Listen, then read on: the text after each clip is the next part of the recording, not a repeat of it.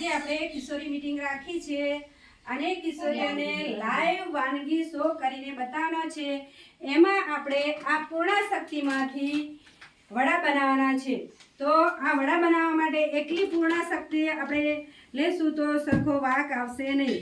તો એના માટે આપણે આ બાજરીનો લોટ લીધેલો છે, પછી આ ઘઉંનો લોટ લીધેલો છે, આ લસણ, લીલું લસણ, લીલી ડુંગળી, લીલા ધાણા, તલ, લીલા મરચાં, મોયણ માટે તલ, મીઠું, મરચું ને હળદર। મીઠું, મરચું, હળદર એ માપસર પ્રમાણસર નાખવાનું છે। તો આપણે આ બધો લોટ મેં ચાળીને લીધેલો છે, બરોબર। થોડો ઘઉંનો લોટ નાખીશ અને આ પૂર્ણા શક્તિમાંથી આપણે થોડો લોટ નાખીશું, બરોબર।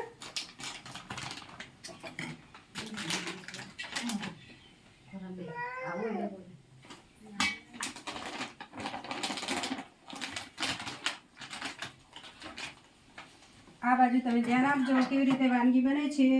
અને અલગ અલગ વાનગી બનાવવા માટે અત્યારે તો શિયાળાની મોસમ ચાલે છે એટલે બધું લીલું શાકભાજી મળી રહે અને તલ ને એવું બધું તો આપણા ઘરે હોય જ છે, એટલે આપણે આ બધું વસ્તુ નાખવાની। જો મેં તલ નાખ્યા છે,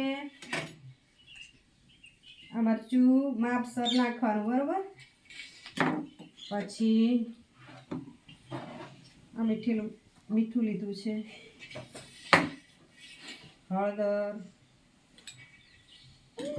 પછી આ બધા જો લીલા ધાણા, લીલી મેથી, આ લીલા મરચાં છે। મેં સૂકું મરચું ઓછું નાખ્યું કારણ કે આપણે લીલું મરચું નાખવાનું છે। આ લીલું લસણ છે અને આ લીલી ડુંગળી અને આ મોયણ માટે 2 ચમચી તેલ લીધેલું છે કારણ કે આપણે માપસર જ વડા બનાવવાના છે એટલે બહુ લેવાનું નથી। હવે લીલું શાકભાજી પાણી છોડે એટલે તમારે ધીમે ધીમે આ રેડવાનું, એટલે બહુ કઠણ લોટે નહીં બાંધવાનો, બહુ ઢીલોય નહીં બાંધવાનો, પ્રમાણસર લોટ બાંધવાનો।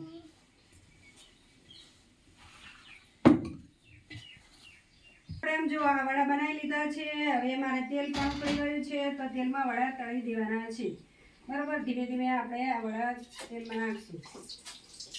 થોડું ઉડશે કારણ કે બધા લીલા શાકભાજી નાખેલા છે અંદર, એટલે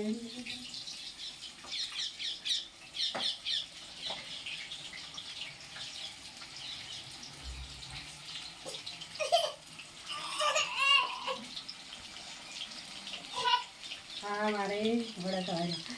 અત્યારે કામની સિઝન છે એટલે બહેનોને બધાને મોડું થાય છે, પણ થોડા બહેનો તમે થોડી શાંતિ રાખો અને તમે હાજરી આપવા બદલ તમારો દિલથી આભાર માનું છું। તમારે મને ખબર છે તમારે ઘણું કામ હોય છે, પણ મારે આ વાનગી શો કરવાનો હતો, કિશોરીઓને વાનગી શો બતાવવાનો હતો, એટલે મારે અલગ અલગ વાનગીઓ તમે બધા પણ બનાવીને લઈને આવ્યા છે। આ બાજુ બધી વાનગી છે અને આ લાઈવ આપણે વડા બનાવી રહ્યા છીએ પૂર્ણા શક્તિમાંથી। પૂર્ણા શક્તિમાં બાજરીનો લોટ નાખ્યો છે, ઘઉંનો લોટ, અલગ અલગ લોટ નાખીને બધા અલગ અલગ શાકભાજી નાખીને આપણે લીલા શાકભાજી નાખીને વડા બનાવી રહ્યા છીએ।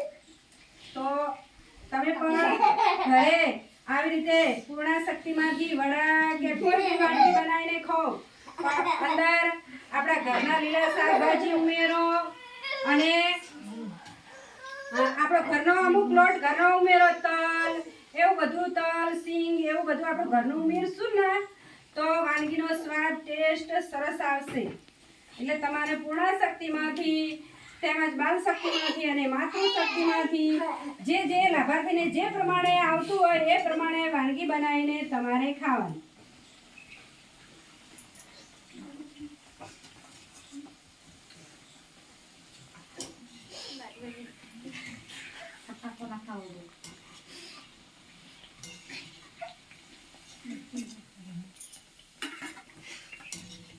જો આપણે આ વડા બની ગયા છે તો આપણે આ દહીં સાથે વડા ખાવાના છે। મંજુલાબેન દહીં આપજો, આ બાજુ અહીંયા મૂકી દો।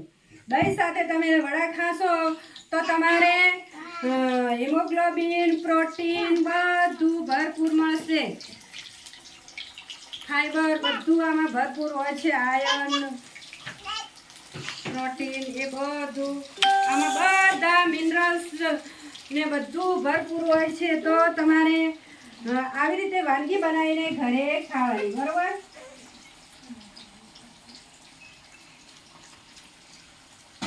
ઘરે તમે 4 લીલા વડા ખાઓ તો એનો કોઈ મતલબ નહીં.